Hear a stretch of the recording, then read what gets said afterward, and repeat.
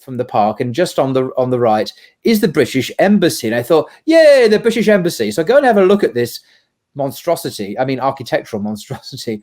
And the only flag flying outside the British Embassy in Berlin was what? The LGBT flag, the rainbow flag. That was it. That was that was Britain's presence in Germany was represented by this flag. And I looked at it, good grief. Excuse me, this is not, it's like a new religion. Now, I mentioned this kind of bizarre fact. I thought it was very, very strange because it is so important now, officially anyway, to the UK belief system, that it's not, Muslims will have to change. And that's why in schools, in the press, and Prevent program, which you mentioned, which is this attempt to really is to constrain and minimize any deviance Muslims may exhibit from the standard secular line. It's much more subtle, perhaps, than many other countries, but it's there, as you rightly say. And I think that's the battlefront now, because Muslims are being targeted through soft power, particularly through the young, to change their religion. And it's not just us bearing witness to the truth; it's resisting. It's the jihad here is one of struggle to resist, not just bear witness in some kind of solitary sense of I will stand for my values. Is to even have the values in the first place is the real jihad now, I think. Yes, I completely agree with this. And this is the very understanding of resistance. In fact, the way I translate jihad in English and the notion of jihad from an Islamic perspective is a double movement, is resist and reform. Resist what is bad, but there is the movement of reform. Al-amr bil ma'ruf is to promote what is right. And I think that whatever the situation, it's once again, it's not only to bear witness, as you said. Part of bearing witness is this a struggle to be an agent of good and of kindness within the society, but justice and principles. And this is where we have to be quite clear, quite consistent with our principles. And unfortunately, it's not there when we have high profile scholars or intellectuals, and sometimes imam, they keep quiet when it comes to this and say they don't want to have a problem, and they avoid the discussion. Can I just interrupt? I think we had to be fair here. I won't mention his name. I interviewed a very prominent, how shall I put it, British Muslim scholar. I'm not going to mention their name for obvious reasons. And before we had the interview, before I pressed the record button, he said to me, Paul, I cannot talk about LGBT and all that, because I have a job at a certain very prestigious university, and he has a home, he has a mortgage, he has a family to feed. Yeah. When we criticize, or when I criticize, or when we criticize Muslim intellectuals, particularly academics, for not speaking out, we as private citizens can do that. I can issue a tweet in 5 minutes time slagging off whoever I want, but he can't, because he may lose his job. And, so he has constraints to do with his family, he has to feed. And we often perhaps don't appreciate that fact that they're not free, like I might be free as a private citizen to do as they please. There is a restriction on freedom of speech, and you will be punished if you transgress against the latest secular fashions. I'm sure you know this. This point is for these people. No, this point is a very important point, and I think that you are right by bringing it into the discussion, because some can't speak because of their positions. So to criticize them by saying, "Oh, you are not courageous. You are not speaking." I would say that there are three positions here that we have to accept and understand, because we have to be intellectually equipped to know how all this fits within, the political landscape within which we are living. There are some who have a specific position and they can't speak about everything. That's fine.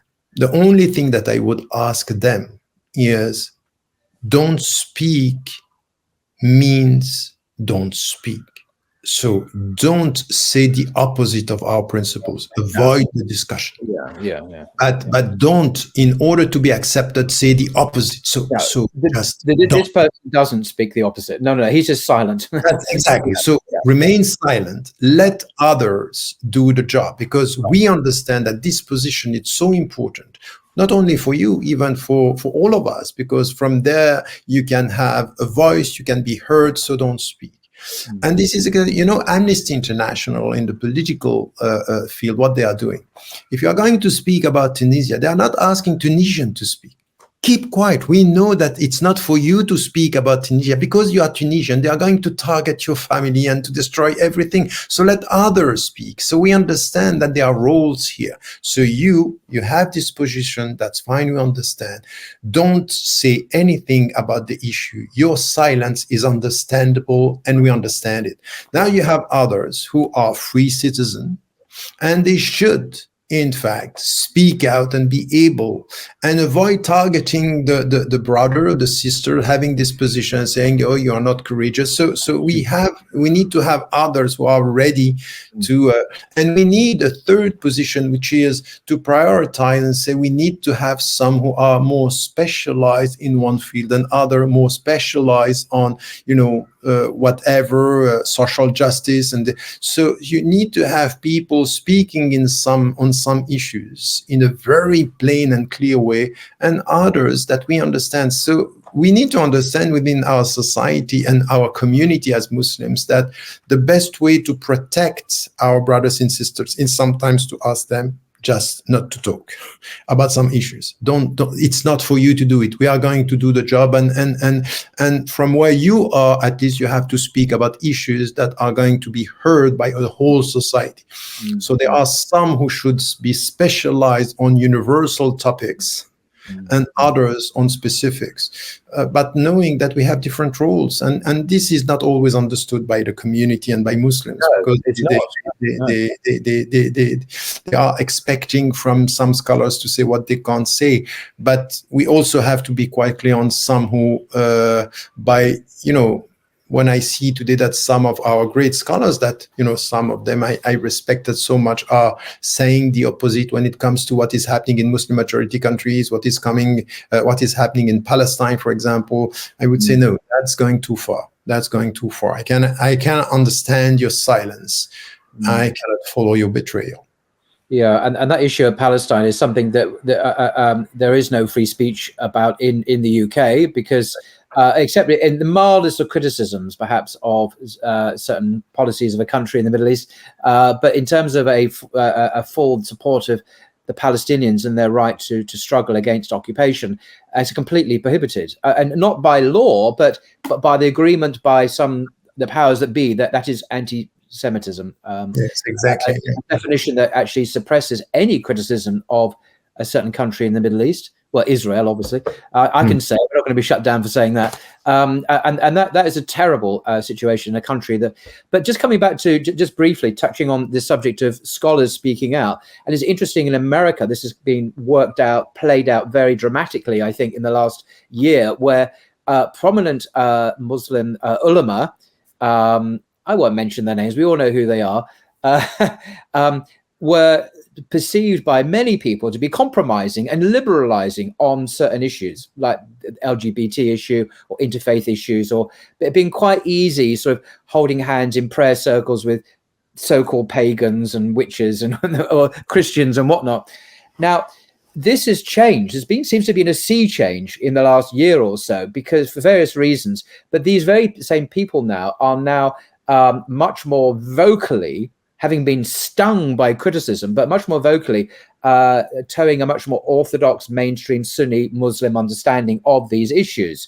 And have done a kind of a tawbah, a kind of repentance, and said, look, we can no longer just form automatic alliances with the political left, with the Democrat Party, for example, and just remain quiet on LGBT, because they will give us cover when it comes to Trump. They'll give us cover when it comes to Islamophobia.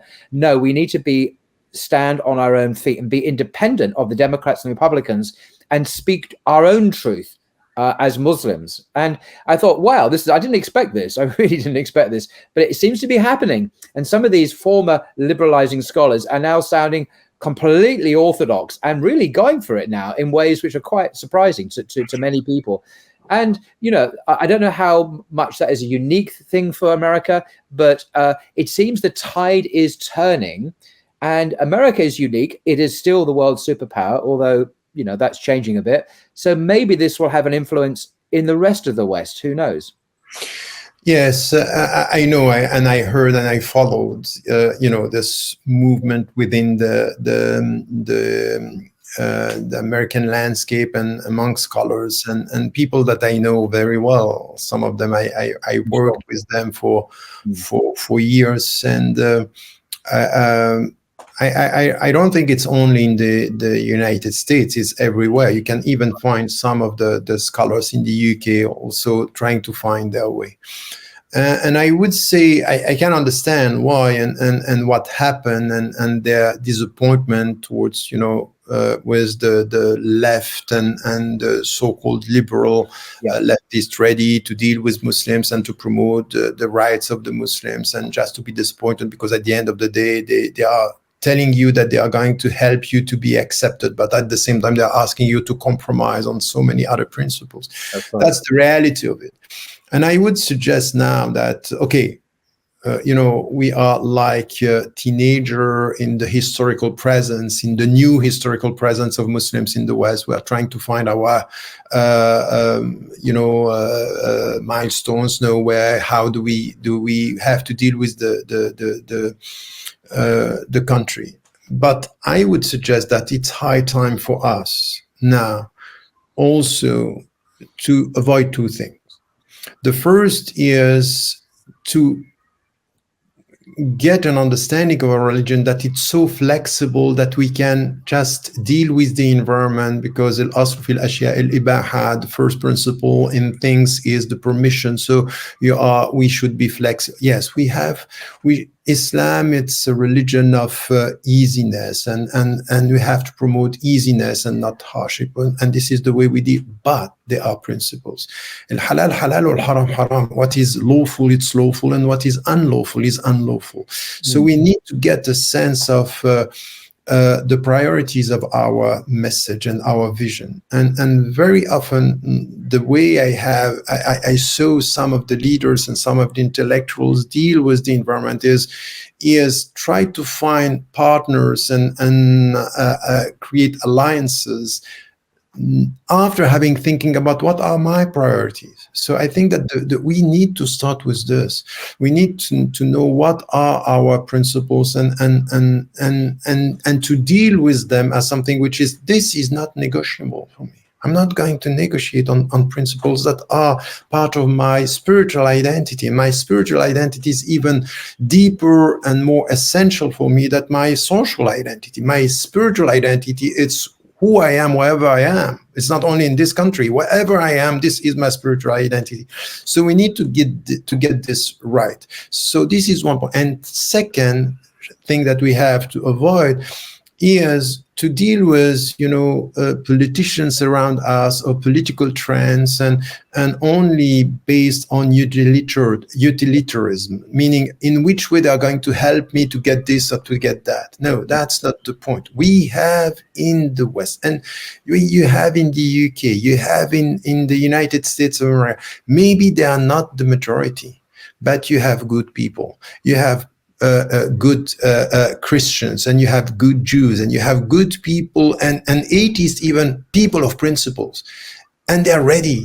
They are ready also to connect with people of principles, and they are not ready to follow only the trend. And I think that instead of thinking about pragmatism, in which way we are going to win very, very quickly, how do we build these bridges with people based on our vision of Islam, based on our understanding, and not going in one way, we go with the liberals, so no, now we are going with even the people who are in a way very, very strict with their understanding of what their religion is. That's not our way. Our way is really to be quite clear on our principles. So I saw this and with some of our scholars, and now coming back to something which is strict and right, so to speak. If you have to compare with what they were saying yesterday, but I would suggest for our young generations now is know your religion, know your priorities, know your principles, and within your society you have lots of people. They might not be from the same political trend or the same religion or the same social status, but you have people that you can find within your society and with whom you can build the future, knowing that you share the same universal principles. And people are not all, we have to avoid this, generalization of we can deal with the left, we can't with the right. No, in the left you have people who are very bad. And in the right, you have people who are very good. At the end of the day, it will depend on the moral parameter. It will depend on people, not on political trend. Because this is lost today. There are no ideologies bringing people to something which is, we all agree on this. Where are the people? It's not the time of ideological conflicts. It's really about emotional politics. And we have principled politics. This is what we have to promote within the countries. Principled politics. I like that. There's a campaign slogan, perhaps, for a new political party. We believe in principle. Yes, no, that's good. Perhaps drawing to a conclusion, I really want to ask this question, completely different subject, if I may. Which books are you most proud of? Now, I know you've written, I forget how many, dozens and dozens. I mean, do you know the number of books you've actually had published? Of course, you can say I'm reaching now almost 40. It's 39 or 40. Yeah, 40. Wow, that's extraordinary for one man to do that in a lifetime. But do you have a particular favorite, or which books are you most proud of? In fact, I have been working on 4 different fields. So I have a book that I like in every field. For example, when it comes to Islamic jurisprudence and principle, it's radical reform, Islamic ethics and liberation. This is the one where I brought all what I have studied for years. Now, when it comes to comparative philosophy, is the quest for meaning. Now, when it comes to the very essence of the spiritual message, the messenger was also the book that you saw. And now I'm also now trying to deal with something that I was saying, and I have been saying this to the Muslims for years. Is try to be creative on the cultural side, because your presence everywhere should also be something that is culturally, artistically creative. So I have been now writing poetry with poetry that I'm putting into, because I think that as Muslim, music is not haram. That's not my take on it.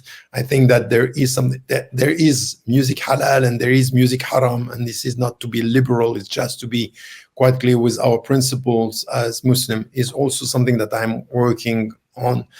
Have been working on that field, just translating my love towards poetry in my life, and saying that this is also part of my identity and culture.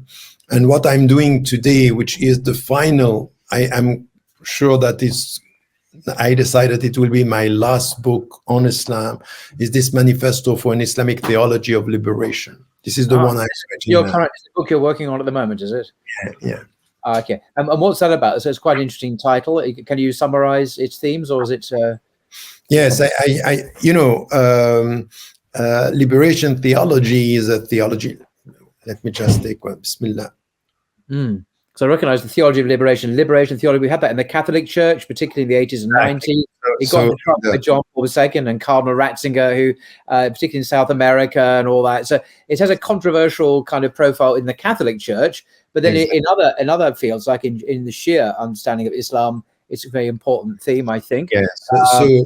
So crossing the board is in the 70s.